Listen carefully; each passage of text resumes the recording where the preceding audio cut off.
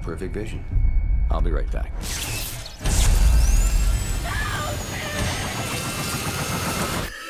Hey guys, so today is kind of a sad day. It is the final installment of Final Destination Fridays, and today we're going to be talking about Final Destination 5. If you have not seen this one, I really don't recommend watching any part of this review because not only will I be talking about the deaths, but also the spoilers. There's a huge twist at the end, which we all know if we've seen it, and if you haven't seen it, it's pretty cool, so I would recommend watching the movie first, or if you don't mind spoilers, then you can stay tuned. So this one's one of my favorite ones, not for like cinematic purposes or, you know, there's a couple cheesy moments in here, even though the director said that he wanted it to be more dark like the first film instead of the comedic route that they went with the fourth one.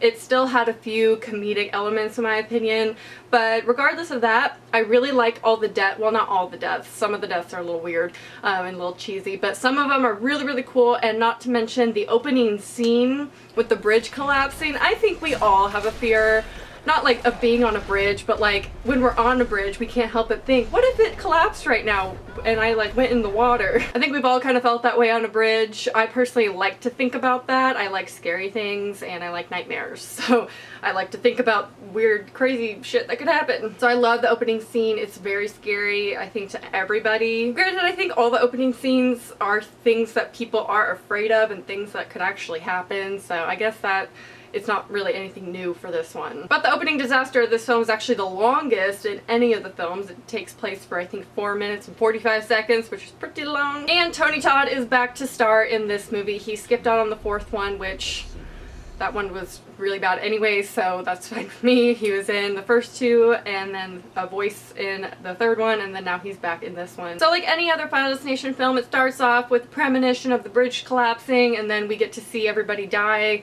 in order of the bridge collapsing, and it's pretty intense. Kind of like in the third installment, it has a lot of premonitions as to how these people are going to die. In the third one, they did the photograph thing where the main girl in it was a photographer for the yearbook, so she took a bunch of pictures and the pictures showed how they were gonna die. They didn't really do that much in any other film, and then it kind of came back in this one. For instance, we have this is going to contain spoilers of how these characters die, by the way, but I already warned you in the beginning. Candace, when she's leaving the office after celebrating with her like coworker, she knocks over a picture of herself and the crack is through her right eye, which is not a premonition, foreshadowing of how she dies at the eye doctor. Sorry, it wasn't Candace, it was Olivia. Candace is the one who is the gymnast who dies in the beginning. And then Isaac, who dies in the massage parlor when he's getting the acupuncture. He pricks himself on a tack in his desk, which is a foreshadowing kind of to how he dies with the acupuncture, which his death is actually based on reality. There was someone who died while getting acupuncture when he fell off the table and one of the needles shot into his heart.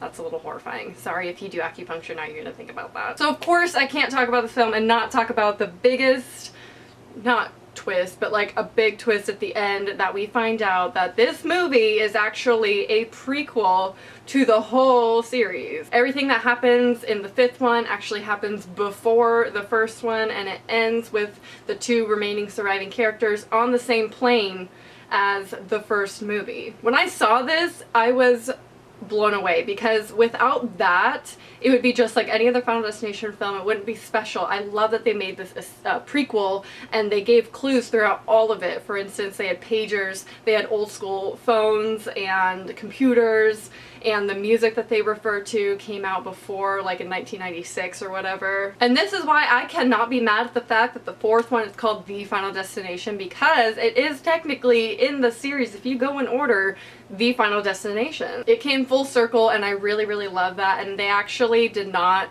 bring back the characters from, I just spit really bad, did you see that? They didn't bring back the characters from the first film. They actually green screened that into this film, but it looked really real. It looked like them, like from when he had the premonition on the plane and they're all like panicking getting off the plane. The two characters in this one are watching this as it happens, but they don't get off, they stay on, and then we watch them die. All in all, this is one of my favorite Final Destination films. Like I said, there are some cheesy moments. For instance, when Olivia dies at the eye doctor, well, she doesn't die at the eye doctor, she technically dies falling out of a window and landing on top of a car, which actually, when she dies on the bridge, she is killed by a car falling on her, and then she dies by falling on a car. Anyway, when she does that, her eye pops out and rolls towards the camera, and I think that's a little cheesy because, I mean, I don't know, she's getting LASIK eye surgery and basically the laser goes out of control, and I mean, everyone who's ever thought about LASIK is always like, but it's your eye, like, it's your eye, and you know, you have to keep it open, like, it's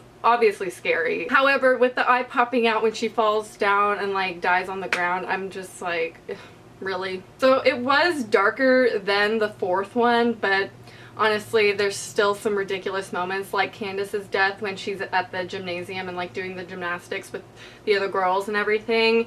I feel like that scene is just so drawn out. It's so like, how is she gonna die? She's gonna step on that screw. I know that screw's coming in somewhere. And just everything's so convenient and like very like suspenseful, and not in a good way. It's kind of like, okay, we get it. It's like the hair salon scene in the fourth one. It's like, oh, okay, so there's tons of things happening. But I do really like that death. I think that death is pretty awesome, and as you guys know, I accidentally used that death scene as the thumbnail for my last Final Destination Friday video because I got sidetracked or lost or something, and I thought that happened in the fourth one all of a sudden. I don't know. Let me know what you think about Final Destination 5 and just the whole series in general. I really hope you enjoyed Final Destination Friday. Let me know what you want my next series to be. I'm thinking it's going to be Freddy Fridays, and we're going to do Nightmare on Elm Street. We'll see what happens. Stay tuned tomorrow for Saw 6. Only one more week of Saw after tomorrow, so that's kind of sad as well, but you let me know what series you want next. I hope you enjoyed, and I'll talk to you soon.